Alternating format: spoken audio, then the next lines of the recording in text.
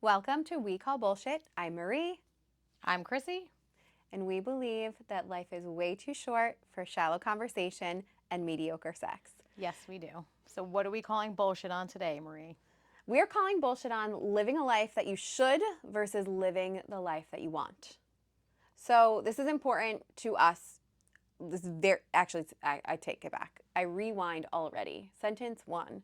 This is very important to us because I think what I've learned at the ripe age of 34 is that I had a kind of a roller coaster-esque childhood in which I learned to thrive, and I was maybe put into a situation in my adulthood that I didn't feel comfortable or equipped for. So it was almost like I was misplaced. And so instead of staying, and Chrissy will tell you kind of how we see this, instead of staying, I realized that I didn't feel like my most authentic self, so I had to run Right. because I needed something. I need something different. I couldn't label it, but I needed So, something. what's interesting, I think, about us, right, is I had a very stable upbringing, but it was always very chaotic. But same parents, same home. It wasn't quite like Marie's upbringing, which we'll dive into at another time. But since then, I have moved 10 times, and it's been a very roller coaster life where I was raised on the merry-go-round. I feel like you were Yep. raised on the roller coaster, went to the merry-go-round, and then were like, just kidding. And so, what we mean by that is a merry-go-round life is safe. You're on a merry-go-round, it's the same music, it's the same pace, and it's the same scenery over and over and over again. So it's a hamster wheel, basically, of the same repetitive motion over and over. A roller coaster, on the other hand, is like, woo! Oh shit, I can't believe I did that. Oh my God, that was a really stupid decision, but I'm gonna do it anyway. And then it's just that highs and lows, ups and downs, and not everybody is built for that roller coaster life. However, I've been taught, and in my experiences, I find that people would rather stay in a known hell rather than take a chance on an unknown heaven. Yeah, and so I don't want everyone to think that one or the other is bad nor good. Like, that's not the premise here. It's you finding out what works for you. And what I have learned is I thrive in a roller coaster lifestyle rather than a merry-go-round lifestyle. And that is okay. And it doesn't necessarily have to mean it's tumultuous because it's not. It's just how I thrive and how I live. So I challenge everyone right now to just think about what they like and what they're comfortable with. Like, I have friends who are married with children who literally love their life.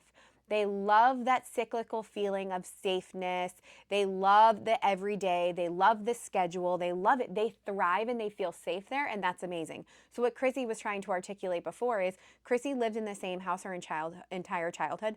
I moved 17 times. Okay, everyone's like, "Whoa, trauma." Yep, trauma.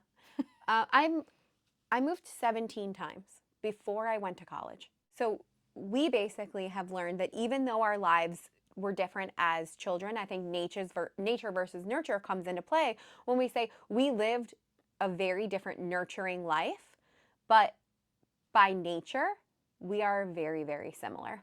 And so I find peace and sanity in people like Chrissy, or like I feel comfort in people like Chrissy who also like the same thing. So, I challenge you guys right now to just think about what you like.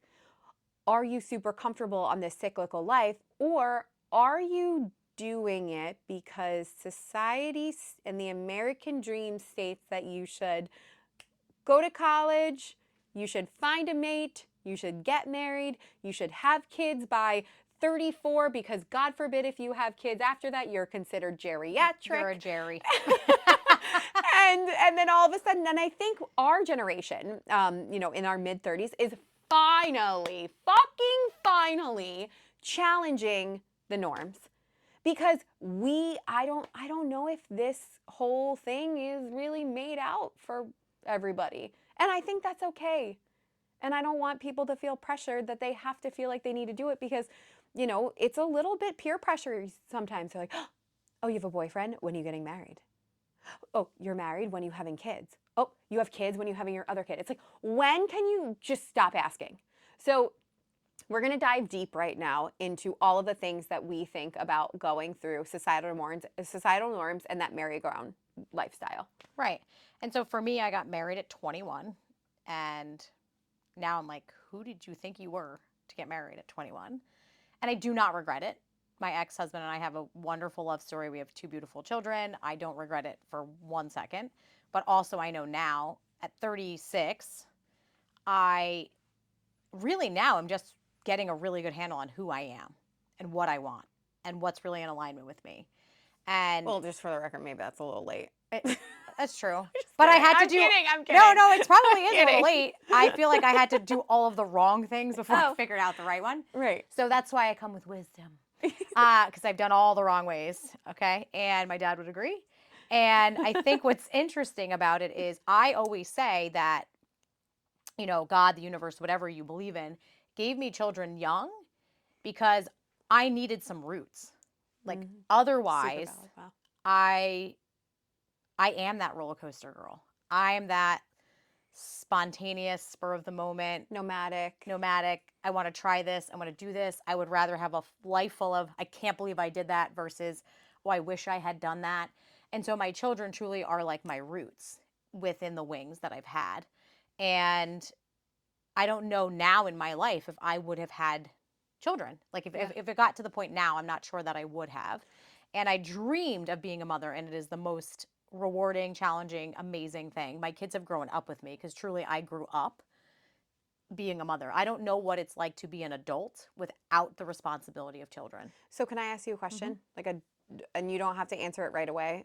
Although we're recording a podcast, so you might have to answer it right away. She puts me on the spot. I Man. know.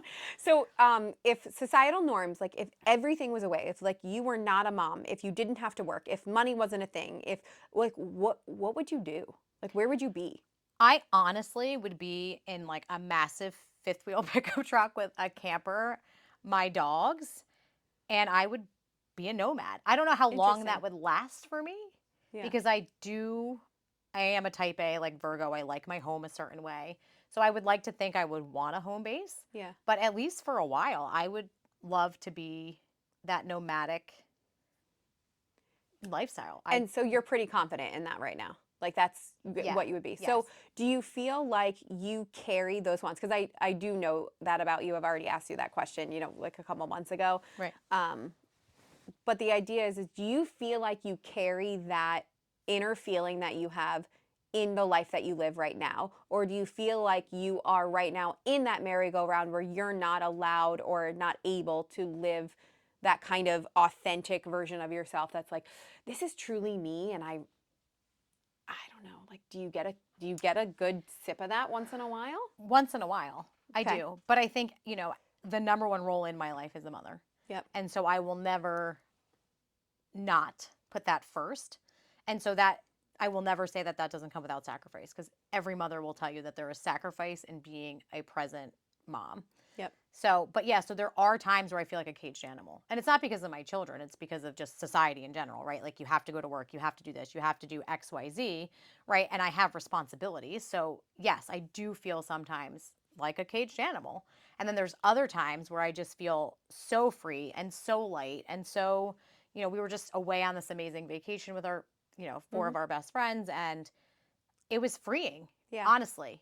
And I'm not saying that I didn't want to come home, because obviously I wanted to come home and see my kids, but those are the moments that kind of give me that little bit of time. Yep, they refill your tank. They refill my tank. Your authentic tank. My soul needed that break. Right. And so I would, when I teach a couple classes, and one of my dharmas and one of my things that I talk about a lot is spending more time in your wants rather than your needs. So step 1 is evaluating what your wants are truly. After all, like just sitting down, maybe journaling, maybe pulling it all away. Like, what the fuck do you want out of life? And if you haven't asked yourself that question recently, then I'm concerned. Yeah, and we're saying, what do you want out of your life if you didn't have responsibilities, societal norms, money wasn't an issue, time wasn't a thing? What would you be doing with your life? Because strip it all away. That's the interesting thing. As children, right? When you ask a 3-year-old, what do you want to be when you grow up?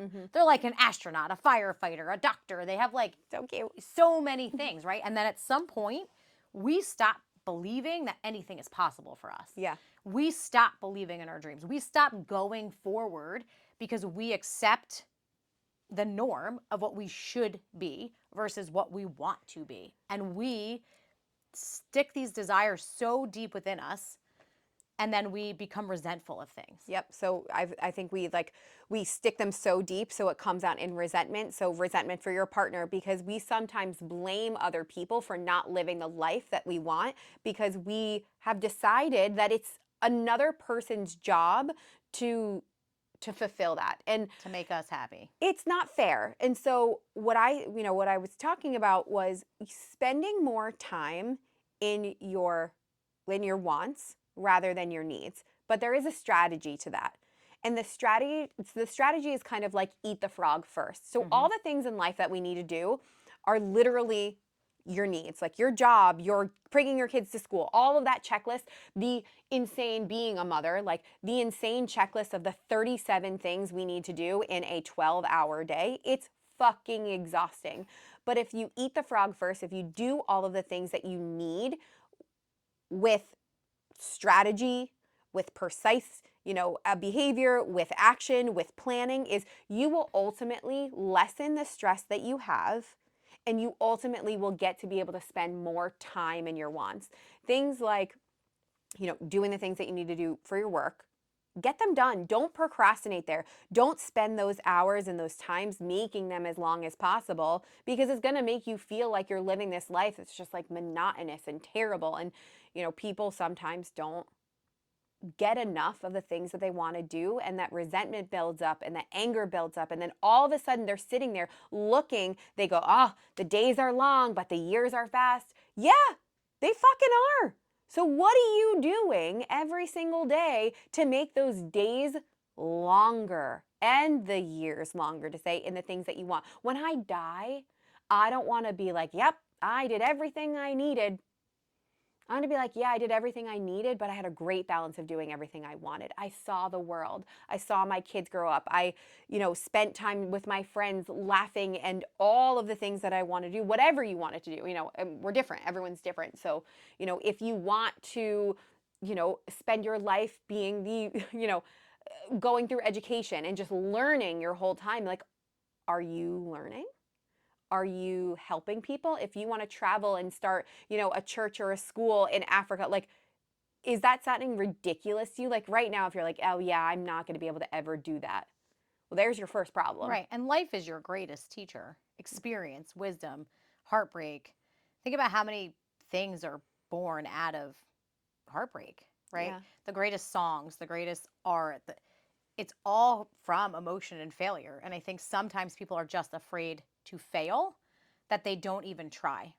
They won't even attempt something new because it's either fear of failure, fear of looking stupid, whatever their internal reason is. That's my biggest thing, is it just kills me inside when people won't even try something they really want because they're afraid of what other people will think, or failure. Have you heard of this thing called reverse retirement? Yes. Where it's like you wait your whole life to make money to basically get to an age where you actually can't do anything that you wanted to do. Like what? So it's like the idea of reverse retirement is that you're able to then have enough money doing the things that you need, saving enough money, doing all of that, so you actually are able to live the life that you want, during which the time you can enjoy it, which is so special. And I think what's really, really hard is that all of the people who are the naysayers of this right now, you're telling yourself you can't because you don't actually want to do it, which is totally fine too. The life that you're living is the life that you exactly want to live, and that is awesome. But if you feel like there's this empty soul or empty ball, and it's unfortunate, but one of the main reasons why I left the life that I did is because I had this feeling in my heart and my stomach that I was misplaced. And I was missing something, even though I love my children and I loved my life. There was just something that was kind of itching me every day, and it was a scratch that I could, it was an itch that I couldn't scratch. Okay, can we talk about I got that for a An second? itch that you could not scratch. Okay, but is it an itch you cannot scratch, or a scratch you cannot itch? A scratch you cannot. Exactly. I think it's an itch you cannot scratch. I agree with you, but people will challenge that. So if I don't know. But Well, I'm just saying that I on We had Call an itch and I Bullshit, couldn't it's an scratch it. itch you can't scratch. Yeah. That's the It way it was an works. itch. It was an empty itch. And I would be reaching cycle like behind my back. And every single time I would close my eyes, I just was like, there's something else more for me.